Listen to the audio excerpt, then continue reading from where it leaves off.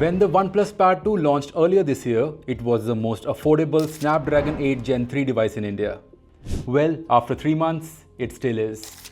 And thanks to festive offers, you can have it for as low as 35,000 rupees. So, we all know that the OnePlus Pad 2 is great value. But how is living with it like? I've been using the OnePlus Pad 2 for almost 3 months. So, let me give you 4 pros and 2 cons of this device. But before that, please subscribe to this channel to keep up with the latest in tech. An awesome display is non-negotiable on a premium tablet, and the OnePlus Pad 2 truly delivers on this front. I've come to really appreciate this 12.1-inch IPS LCD panel. It is not AMOLED, and it is not realistic to expect an AMOLED on a 40,000 rupee tablet. That being said, the blacks on this panel are still impressively deep. Whether it's watching videos or reading, the display remains sharp with vibrant colors and excellent contrast. What I have mixed feelings about is the boxy 7:5 aspect ratio.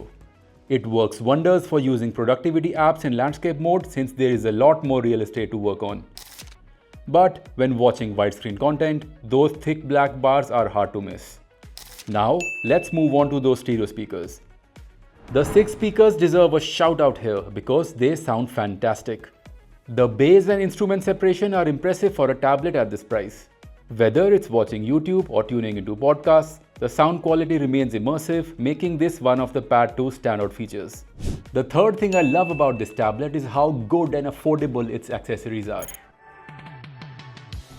The OnePlus Smart Keyboard is a well thought out accessory that offers excellent versatility for its relatively affordable price of 8,499 rupees. Its design is intuitive, with the keyboard attaching magnetically to the back of the tablet, which also acts as a kickstand. The big trackpad and decent key travel make it quite comfortable for use over extended periods. It also has Bluetooth functionality, where you can detach the keyboard and use it wirelessly, which is a big win in terms of versatility.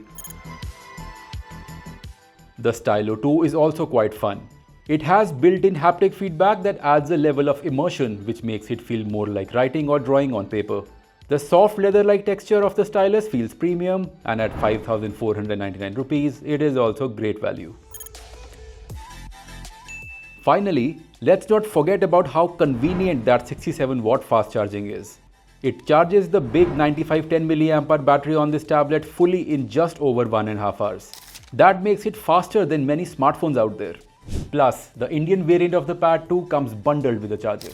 So, what is not good here? To begin with, the lack of biometric authentication is the biggest drawback. Not having a fingerprint scanner or 3D face unlock and relying solely on the camera-based face unlock feels outdated and insecure.